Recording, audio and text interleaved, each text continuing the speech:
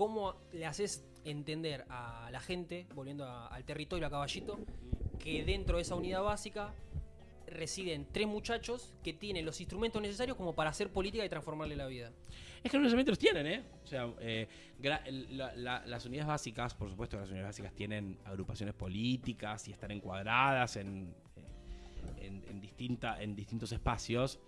Pero finalmente las unidades básicas se arman más o menos de la gente que entra por la puerta y que va llegando y que va encontrando una referencia. No sé, yo milito en la Cámpora desde hace 10, 12 años y abrir una unidad básica de la Cámpora es más o menos esto. Vos alquilas un local, pones un cartel, tenés que por la general cuando alquilas el local convencer al propietario de que no sos, no sé, un zombie asesino que lo va a destruir, ¿no?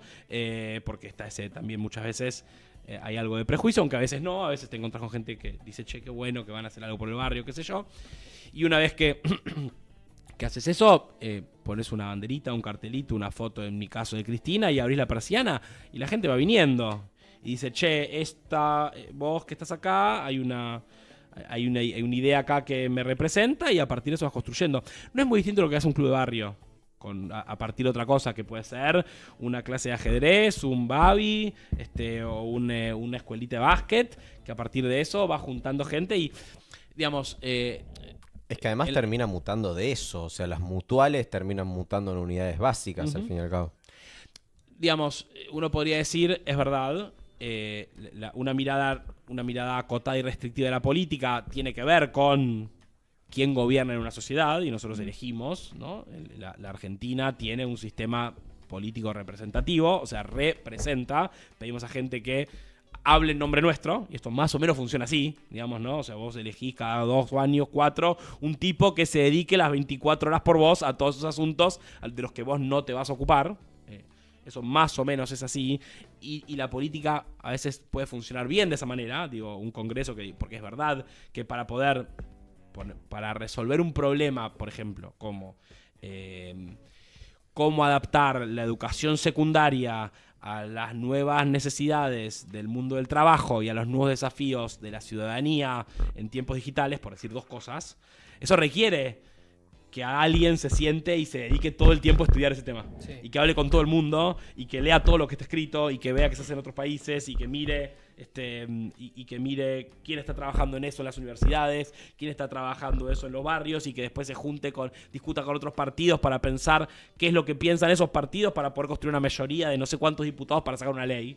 Es lógico que haya una parte de la política que sea eso es parte de lo que hacemos, pero nada de eso funciona si no hay maestras, estudiantes que más o menos están en ese lugar y están pensando y están discutiendo, y por supuesto, como hay, como decía a veces, poder concentrado que se beneficia de que las cosas sean de una manera u otra, bueno, ahí está un poco la participación.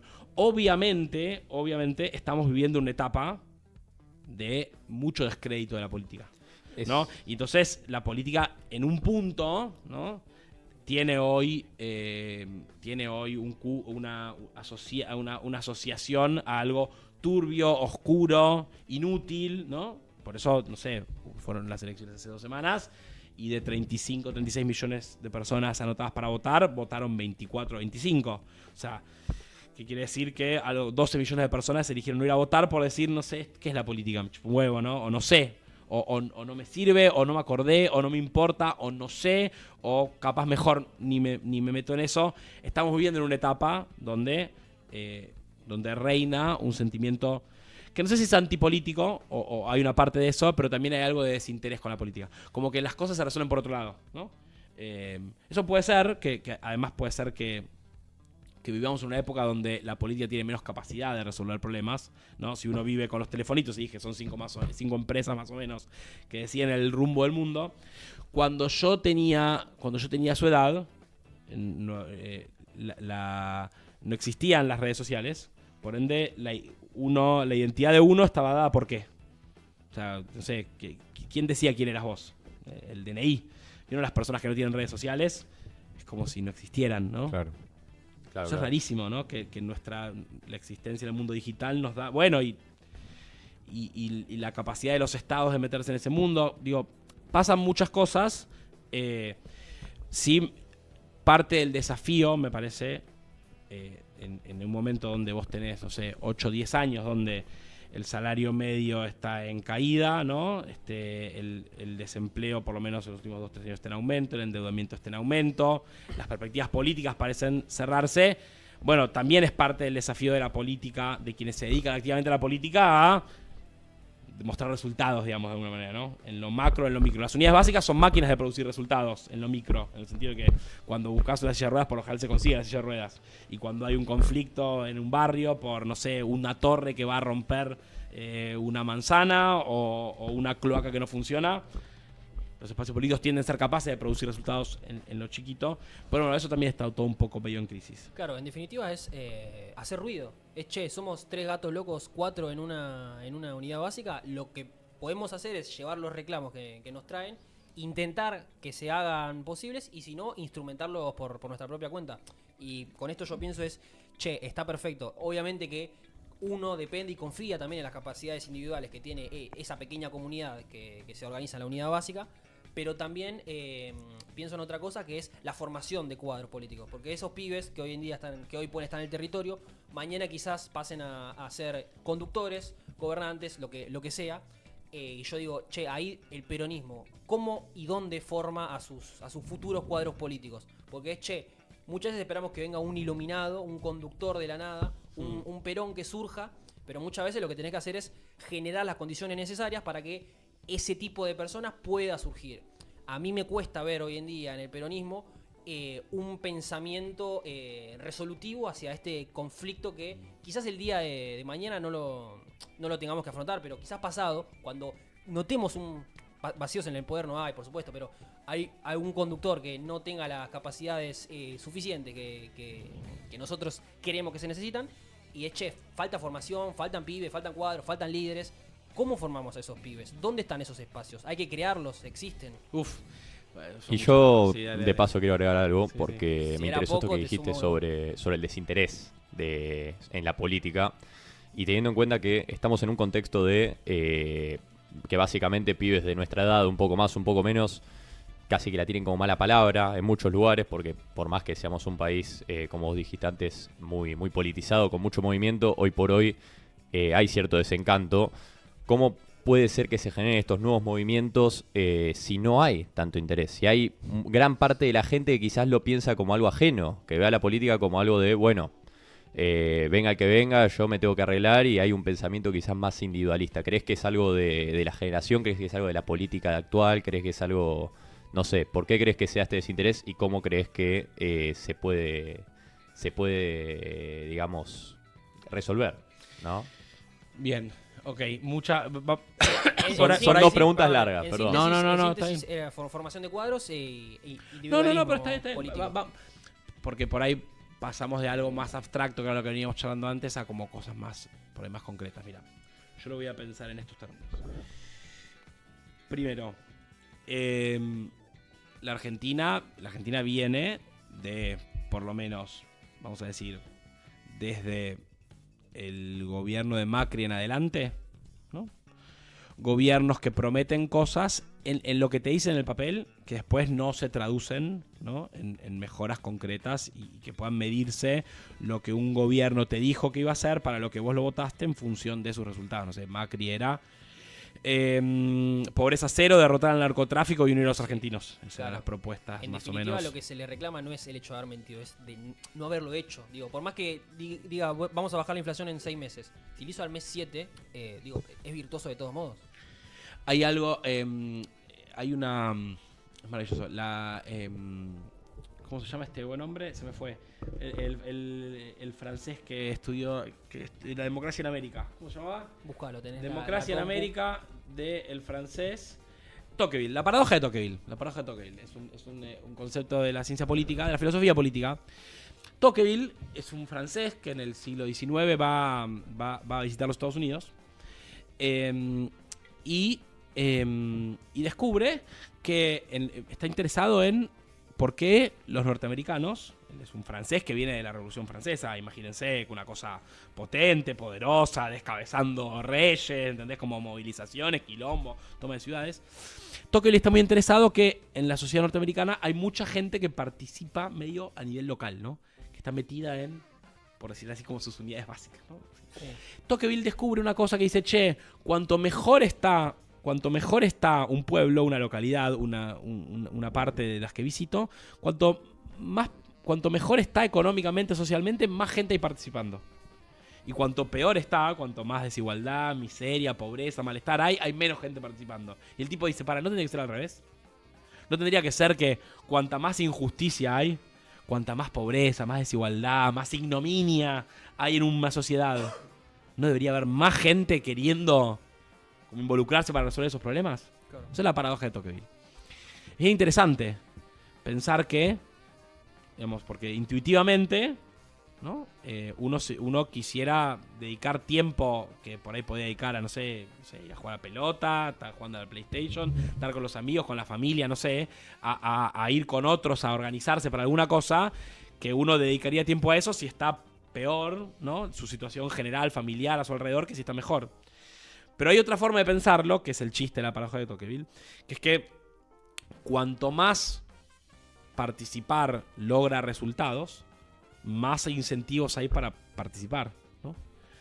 Cuando yo empecé a participar en política, que fue a partir más o menos de la muerte de Néstor Kirchner, tenía algo que ver con que uno veía que esa participación se traducía en algo, que vos, no sé, marchabas, movilizabas, te reconstruías en tu barrio y podías resolver problemas concretos a la gente, y además a partir de esas movilizaciones, esas acciones que uno hacía en el territorio, también había no solamente logros en lo cotidiano, en lo chiquito, sino logros más grandes, ¿no? Como pensar en el desarrollamiento de un país o que mejore la capacidad adquisitiva de la gente. Entonces, eso para mí es una explicación del momento, ¿no? O sea, y por supuesto eso hay que teñirlo de unas discusiones más profundas, que un análisis por ahí un poco más como con otra capa, que es lo que pasa en la Argentina, más o menos del 2017-2018 para acá. Es que la Argentina empezó a endeudarse, a partir de ese endeudamiento terminó tomando préstamos con el Fondo Monetario Internacional que dictaminan un poco las políticas de la Argentina. Vos haces acuerdos con un prestamista que vos le debes plata y cada 6 meses le tenés que pagar, cada 3 meses le tenés que pagar, y como vos no tenés plata para devolverle, el tipo te pide otras cosas. ¿Y qué te pide? Y bueno, bajar los salarios, recortar las pensiones por discapacidad, etcétera, etcétera, y que esas políticas, que históricamente se han demostrado fracasadas en la Argentina, se sigan aplicando indistintamente de quién gobierna. O sea, llevamos 3 gobiernos con programas con el Fondo Monetario Internacional, Macri, Alberto y Milei, y los resultados no aparecen. Las cosas que prometen los gobiernos después no producen resultados, porque vos, Milei te podrá decir, yo dije que iba a bajar la inflación, no sé, digamos, por ahí había otras consignas más fuertes que esa, pero sí había una idea de bajar la inflación.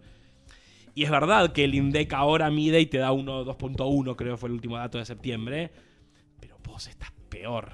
O sea, vos sabés cuánto vale el litro de leche, pero no lo puedes comprar. De hecho, leche, carne y yerba están en pisos históricos de consumo. Entonces, si vos me prometiste algo y las mejoras no vienen, bueno, porque en el fondo lo que está pasando es que la Argentina está sobreendeudada y está teniendo que cumplirle a los acreedores. Eso para mí es lo que está pasando como en macro nivel en la Argentina. Eso es lo que está pasando. Y por eso la gente participa menos, por eso los gobiernos no tienen efecto, porque hay un problema de fondo, que es que la Argentina está... Eso está en el documento de Cristina de febrero del año pasado, que tenía 33 páginas. La Argentina está atravesando una crisis de deuda. Como atravesó en el 89, como atravesó en el 2001, estamos llegando a una crisis de deuda, donde la Argentina no puede pagar sus compromisos de deuda porque hubo grupos concentrados que se hicieron del Estado y lo usaron para timbear, sí, ¿no? Para llevarse guita, comprar departamentos en Miami. Que además están de los dos lados del mostrador. Entonces, que están de los dos lados del mostrador. Y entonces hay casi como un ciclo vicioso, ¿no? Donde cada vez, digamos, los resultados son peores, la gente participa menos, se toma más deuda, eso hace que vos tengas más acuerdos con el Fondo Monetario y parecería que estamos, ¿no? En un tobogán que no encuentra el arenero. Y bajás, y bajás, y bajás. Bueno, ¿cómo se encuentra la salida? Bueno, diagnosticar el problema. Esto ya es más que discutir cómo ir en una unidad básica para una silla de ruedas, ¿no? También es por ahí hacer un zoom out y pensar qué es lo que le está pasando a la Argentina, qué otras veces le pasó y cómo lo vamos a resolver. Eso explica también la presencia del gobierno de Estados Unidos en Argentina, ¿no? Explica la presencia de Donald Trump, inédita, inusitada, que también abre preguntas sobre qué es lo que viene por delante. Pero bueno, eso me parece es lo que está pasando. ¿Cómo se combate eso? Bueno, si vos lo que sabés es que lo que viene por delante ahora, los próximos 2 años, va a ser la aplicación de las políticas del Fondo Monetario Internacional. Más recortes por discapacidad, más recortes a las jubilaciones, más médicos del Garrahan sin plata. Obviamente lucharon y ganaron. ¿Eso qué hace? Eso es bueno cuando los médicos del Garrahan luchan y ganan. Eso dice, bueno, che, sirvió de algo. Pero bueno, vamos a un proceso donde las escuelas van a estar más hechas mierda, los docentes van a ganar cada vez menos, las universidades se van a desfinanciar y habrá que construir con ese malestar una fuerza participativa que en algún momento va a tener que empezar a producir resultados. Yo me imagino algo más parecido a lo que vimos hace años. Mucho conflicto en la calle, que después cómo eso se traduce en militancia, en ganas de transformar en organización, es otro camino. Y a los cuadros. Ahora, perdón. Sí, dale. No quiero ser abogado del diablo tampoco, Vení. pasa de que siento de que para mí la principal consigna del gobierno de Milei era para la inflación. Creo Que sí era. Para mí era Sí, en el 2023. Y es algo que lo hemos hablado con Jairo Estracha hace 2 programas, de que, bueno, no es, o sea, para el país que estás planteando a nivel consumo y a nivel plata que tiene la gente, no es un índice de inflación, digamos, recomendable. Pero al margen, lo bajó del 11 al 3, 11 al 2, 9 al 2, lo que sea, un margen considerable. ¿No será parte del análisis que capaz tenemos que hacer acá adelante? Entendiendo que perdimos una elección que parecía imposible de perder. Es el momento de hacerlo. Sí, claro. Correcto. Es el momento de hacer análisis difíciles. Coincido. Como que me da duda decir, ¿se estará despolitizando la población o nos estaremos despolitizando nosotros y ellos se están politizando más? En el sentido de que ellos empiezan a ganar una atracción política y una atracción militante, abriendo desde el 2023 al 2025 infinidades de locales de La Libertad Avanza en todas las provincias, que asegura después que las provincias, no sé si infinidades es la palabra, pero en todo, o sea... No me consta. Eso, ahora termino, todo lo otro estoy re de acuerdo, pero eso no me consta. Dale, sigamos. O sea, sí. a mí me parece que la posibilidad de que La Libertad Avanza compita con su sello en todas las provincias es porque hubo parte de un armado nacional a partir de la elección del 2023 que se empieza a armar. Esa es mi lectura, quizás errónea, pero me parece. Ahora, vuelvo a la misma pregunta de antes.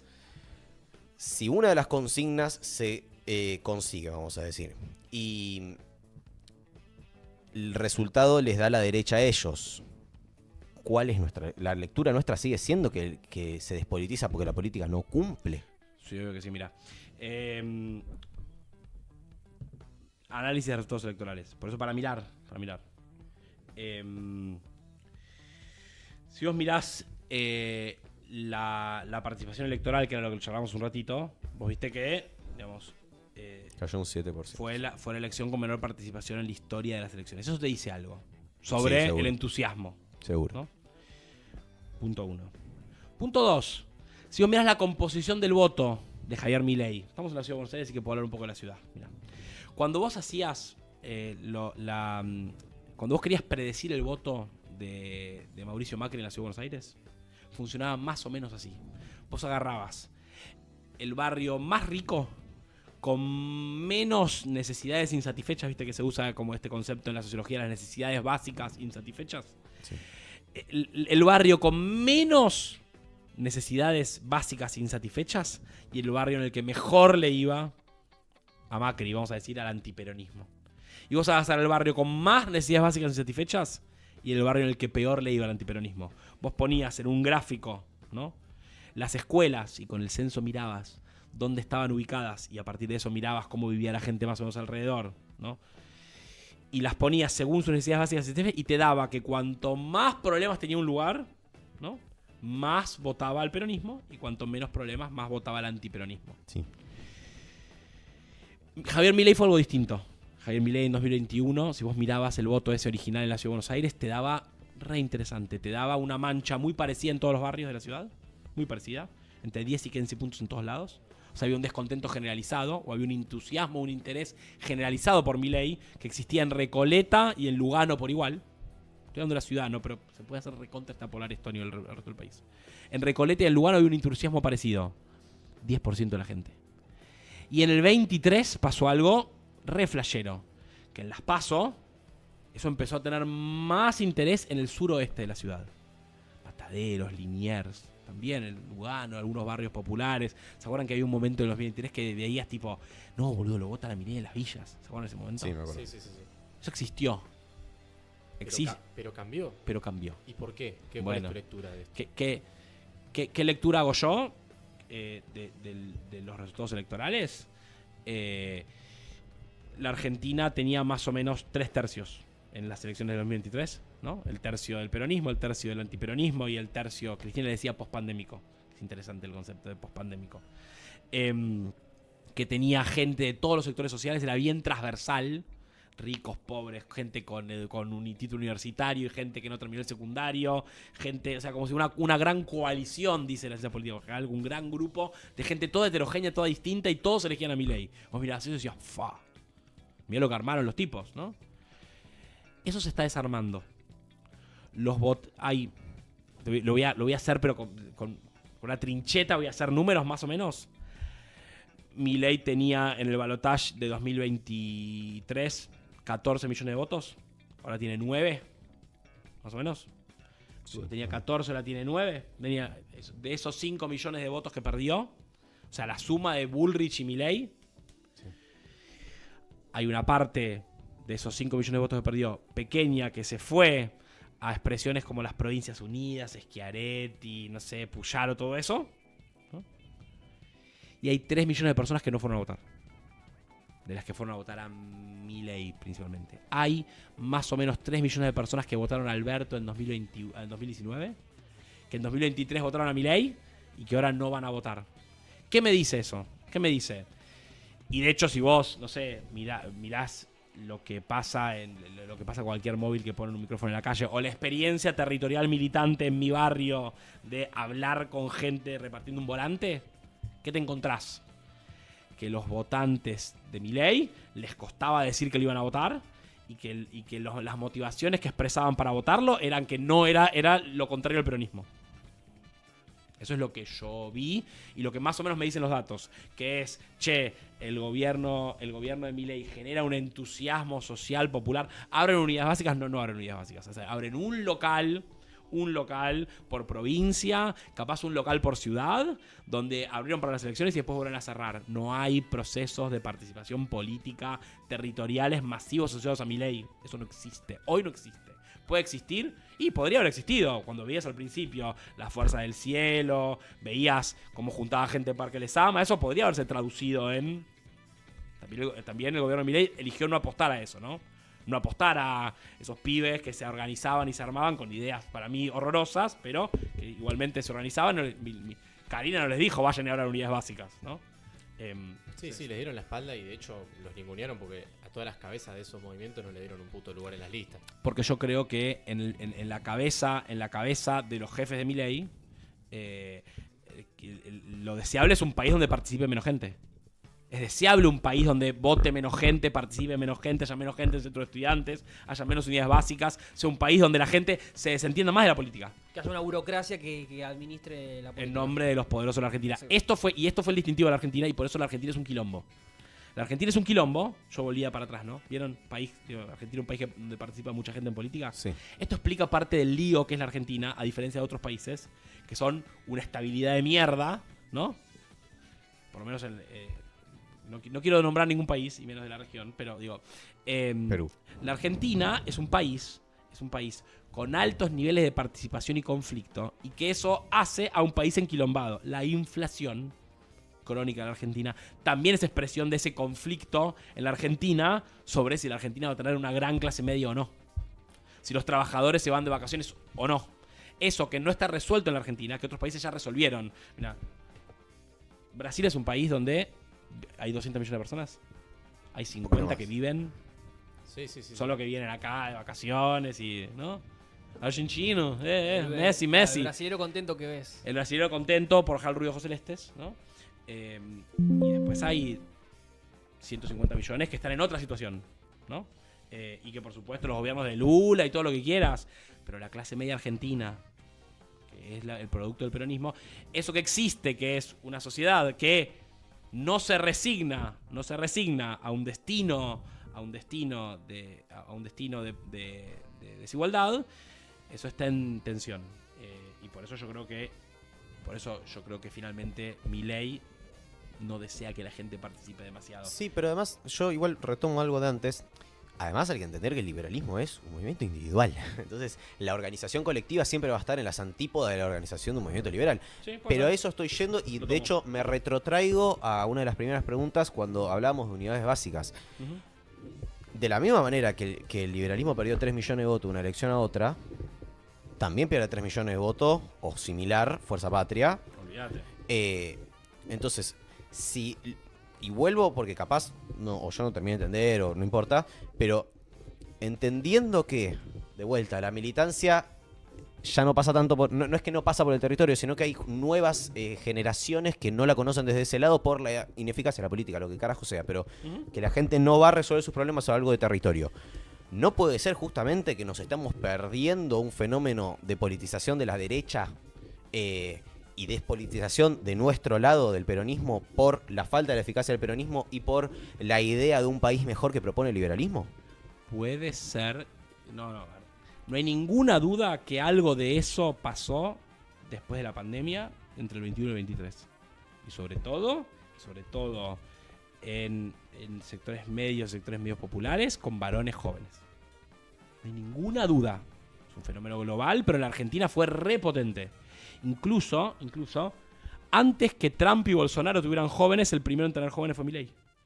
Trump y Bolsonaro fueron procesos que primero empezaron siendo de gente más grande, más conservadora, que después descubrieron formas de politizar a la juventud a partir de las redes sociales, etc. Por eso no hay wokismo. ninguna duda que eso sucedió, pero recontra sucedió.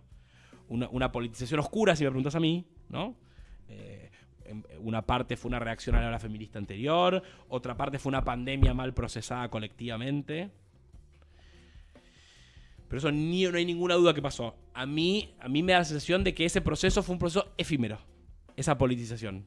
Y que esa politización no redundó en una ola participativa sostenida en el tiempo de gente que, en parte por lo que vos decís, ¿no? Porque hay algo en el espíritu del liberalismo, de la desorganización, aunque la UCD tuvo mucha más organización territorial que la Libertad Avanza.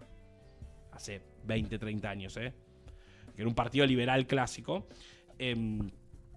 Y el desencanto del peronismo, sin dudas, es un problema a resolver. Siempre la discusión es cómo. Yo digo, nosotros tenemos un proceso, te decía, de 8 años de endeudamiento externo, donde los gobiernos cada vez pueden hacer menos, y tenemos a las mayores expresiones de la última vez que en la Argentina hubo un gobierno donde más o menos se pudo vivir bien y funcionó la parte de representación política, ¿no? La principal líder de ese movimiento, en cana, impedida de participar. Expresiones a su alrededor, ¿no? También, no sé, esta semana Guillermo Moreno, condenado por la Corte Suprema. Martín Sabatella, también confirmada la sentencia en la Corte Suprema. El tipo que discutió el poder de los medios de comunicación concentrado, que hoy parece menos importante con las redes, pero Sigue siendo el sigue siendo principal muy punto. importante, no sé si lo más, pero muy importante, ¿no? Esos tipos están todos en cana.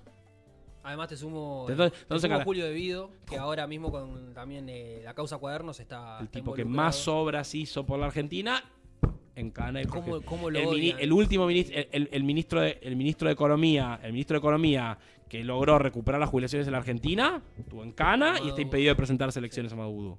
Eso también está pasando.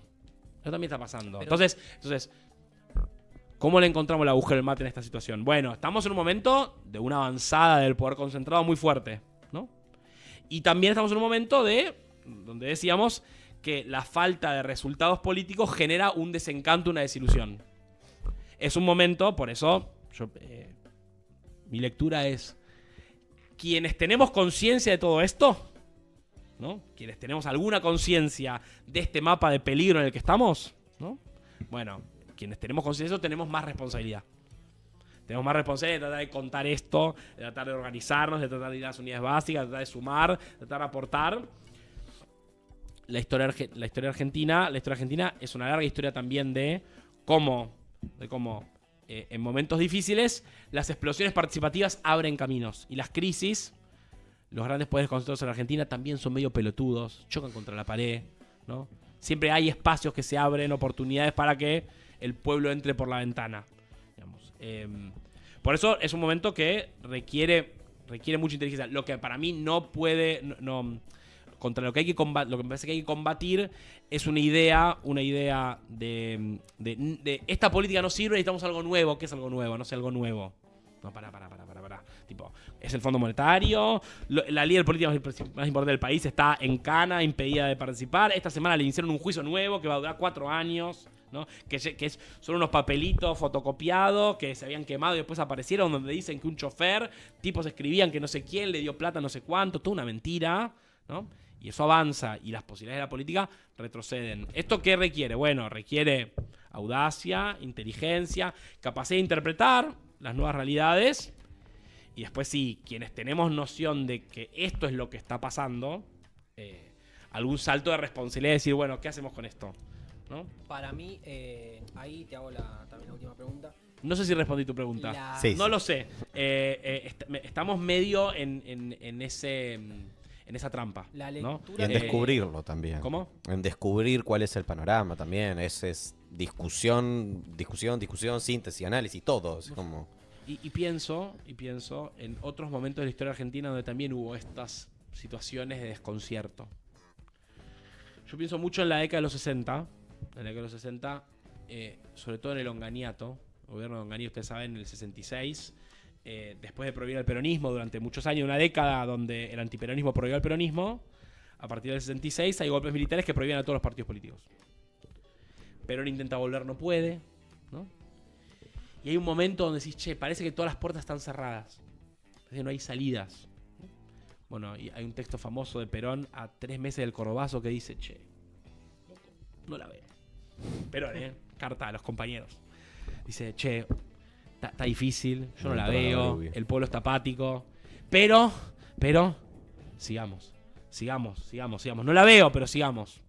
Y a los 2-3 meses del Cordobazo, y a partir de ahí se abren posibilidades. Sí, que en definitiva, la lectura que yo puedo tener de ese momento es, che, había un hecho ordenador que era la proscripción del peronismo y tener a su líder exiliado. Hoy en día tenemos a Cristina presa, y me parece que de San José 11-11 se ordena un poco, o debería ordenarse un poco, la política nacional, también dirigida a construir un proyecto y también, usando esta palabra, de unidad, pero no una unidad boba, una unidad a lo bobo de, che, sumar fuerzas. Porque, de vuelta, la tragedia del albertismo me parece que fue empatarnos en una suerte de no acción constante. La ancha avenida del medio, tenemos que ser eso. Tenemos que dejar de profundizar porque nos pasamos 3 pueblos. Y la lectura que me parece que hay que tener antes de todo esto que decís, de un militante, una comunidad efectuando y haciendo política, la lectura que hay que tener es, che, nos faltó profundizar. Obviamente que con sus aciertos, obviamente que mejorando aquello que falló, pero si caemos en la lógica de moderarnos, de entregar a los nuestros, de ceder ante los poderes judiciales, los poderes económicos, los poderes políticos que siempre nos van a perseguir y siempre van a tener ellos el gusto de mirarte de arriba y decirte que sos un corrupto, sos un chorro, y siempre se van a cagar de risa. Los tenés encima en los medios de comunicación. Es complicado que vos, siendo moderado, modosito ante el poder, ya lo decía Néstor, puedas lograr alguna victoria política. Es que, perdone que te corte, pero esto de la moderación es como buscar un candidato que les guste a los gorilas. Total, los boludos de los peronistas vamos a votarlo pero igual. Es que además ya ha fallado. Bueno, ya ha fallado la lógica de buscar un Scioli, un Alberto, que no sea alguien en su extremo nuestro, sino que sea alguien del medio que más o menos agarre votos por todos lados. Y che, ese instrumento termina fallando porque es un tipo que no termina representando a las políticas que vos querés llevar a Lula, cabo. boludo, se cansó de perder elecciones, chabón. Se cansó de perder elecciones. Y en definitiva, a esto te quería sumar la pregunta de, che, se habla mucho de la unidad y del proyecto. Me interesa esto último. El otro día escuchaba a Álvarez Agís que decía... Me encanta. Que decía, che, lo que estaría bueno es que surja un Sturzenegger nuestro. Ajá. Yo puedo llegar a conseguir la lectura de que, che, quizá cuando lleguemos al gobierno en 2 años, el 2027, me gustaría ya llegar con un folio de hojas enorme que llene toda esta mesa, armado de cómo va a ser nuestro plan de gobierno. Me encantaría. Obviamente que nazca de una lógica comunitaria y no de un solo hombre que pretende desregular el Estado. Digo, desde nuestro extremo, armemos eso. Ahora bien, primero no coincido en la lectura de que tiene que ser Martín Lustó ese hombre, como vaticinó el muchacho. Y tampoco sé si coincido en el pensamiento de decir, che, se puede lograr un proyecto, porque no le veo esa salida hoy en día, y tampoco veo esos espacios donde se generen puntos en común hacia una idea de gobierno que no sea anhelar el pasado de la década ganada sin dejar de proponer políticas a futuro. Che, detengamos esto, pero nunca es una propuesta de cómo podemos dejar de hacer una suerte de moderación infinita. A ver, un montón, pero diré rápidamente esto. Primero, moderación, ¿no?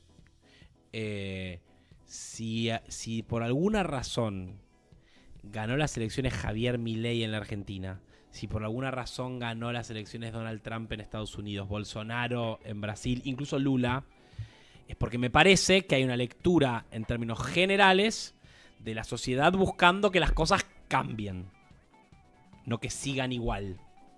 Las propuestas moderadas tienden a ser, por ser moderadas, ¿qué quiere decir? Que proponen cambios moderados, proponen cambios pequeños, más suaves, más concertados, menos profundos, ¿no? Pretenden cambios moderados, ¿no?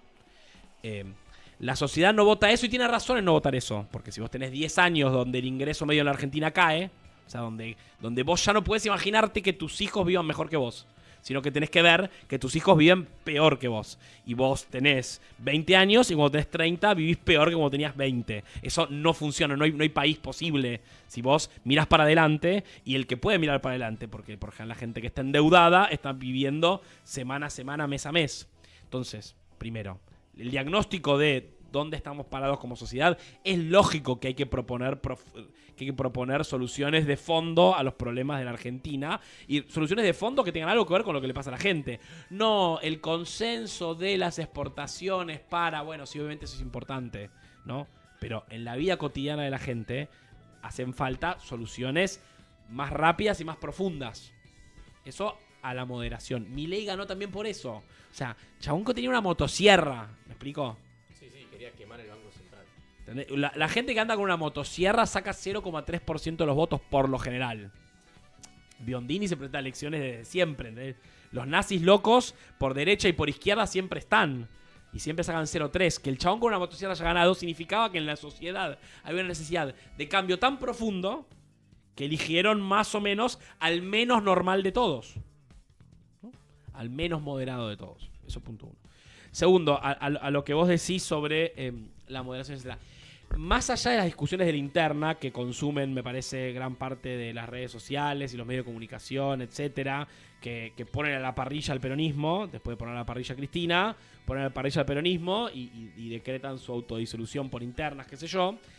A mí me parece que sí hay una discusión de fondo a dar sobre cuál va a ser el peronismo que queremos construir.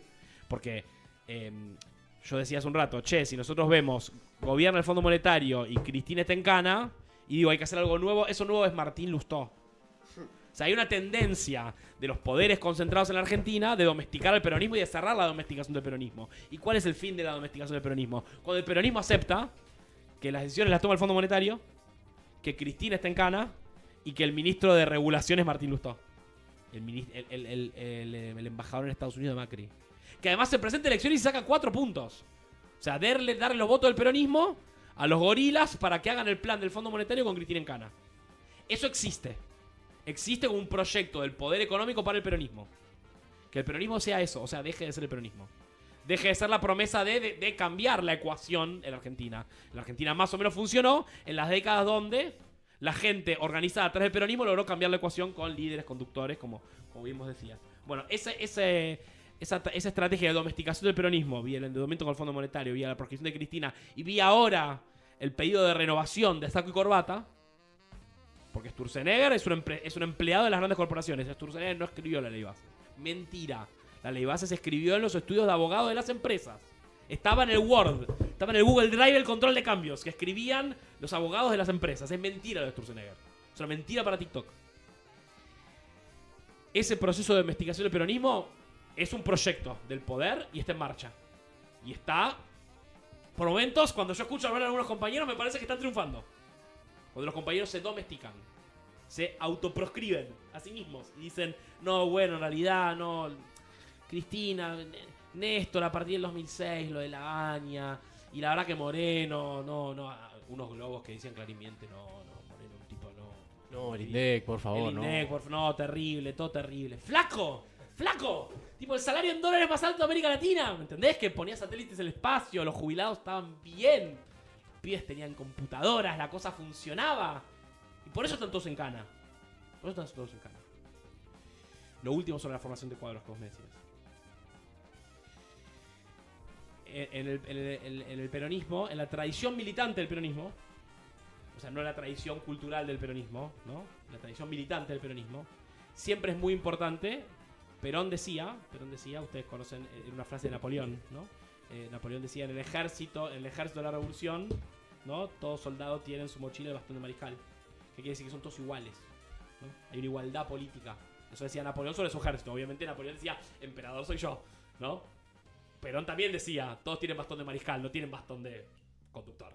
Tienen bastón de mariscal, ¿qué quiere decir? Todos. Pero era también un poco pillo en eso, que era, mariscal, ¿qué es? Es uno que está abajo del jefe, no es el peronismo. El líder siempre fue Perón, aunque fue muy disputado y muy debatida la conducción de Perón.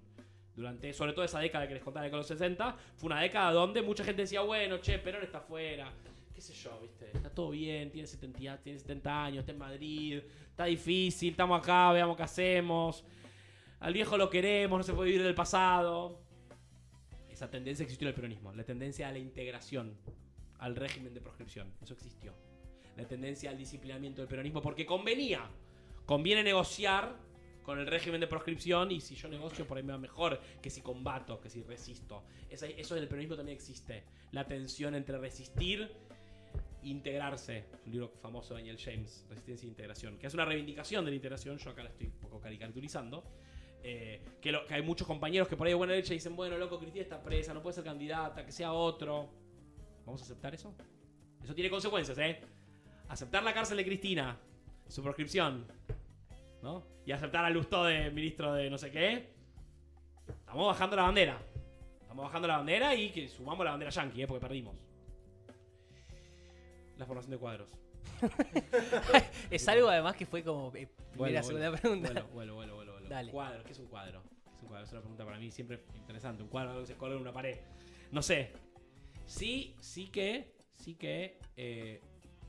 ser militante político es un poco despojarse de uno mismo. Es transformarse uno mismo, ¿no? Es dejar de ser uno para ser un poco con los demás. Eso es un proceso de autotransformación que uno no lo hace solo, lo hace con los demás. Siempre, si ustedes miran las fotos de Cristina en su escritorio, ahora está en cana, pero cuando estaba atendía el patio, vos mirabas el escritorio de Cristina y siempre había libros arriba de la mesa. Y era muy fascinante que siempre arriba de la mesa había un libro distinto. ¿Por qué? Porque Cristina leía muchos libros, ¿no? ¿Qué quiero decir esto con la formación de cuadros del peronismo? ¿Cómo nos preparamos para...? ¿no? La tarea más difícil que tuve yo en mi vida militante, que he tenido muchas, en mi vida política, en la gestión pública, etc. La tarea más difícil que yo tuve en mi vida fue ser responsable de la unidad básica. El mayor honor y la más difícil que yo tuve yo fui durante 4 años responsable de una unidad básica, y fue la tarea más difícil que tuve en mi vida, que por supuesto me formó. Y en el peronismo siempre te forman otros compañeros. Uno aprende viendo a otros hacer y aprende discutiendo con otros. A mí no me gusta esto de preparar dirigentes y preparar líderes. Digamos que preparan dirigentes y no sabes a quién van a dirigir, ¿no? Son muy de los tentáculos imperialistas yanquis en el continente, que dicen formemos jóvenes líderes para que lideren el futuro. No sé. Formar cuadros militantes. En el peronismo un cuadro militante es un compañero que puede repartir un volante, revolver una olla y entender la geopolítica. Todos los planos, ¿no?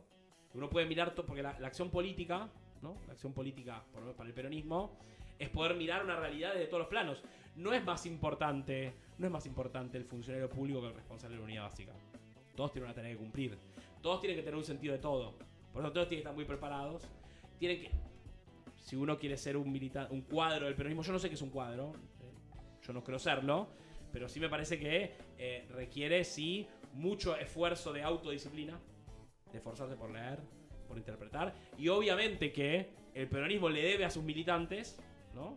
La función de aportarles herramientas para interpretar la realidad. Yo me formé en los patios de la Casa Rosada, viendo a Cristina, que agarraba un micrófono y nos hablaba, chicos, chicos, les voy a explicar ahora que acabamos de tomar esta medida que nos permitirá recuperar las Malvinas en 14 años, porque estamos empezando a abrir el bicontinentalismo y el acuerdo de las Naciones Unidas. O miren, chicos, acá lo que logramos hacer es, acabamos de lanzar 3 canales satelitales para que los pueblos originarios puedan. Y con eso les voy a explicar la historia de la comunicación, ¿no? La historia de las disputas de Occidente, la disputa sobre la logística económica. Y Cristina te hablaba y te explicaba y te explicaba. Y uno aprendía, y volvía a casa y lo leí, escuchaba de vuelta y se iba con los compañeros, veo el micrófono.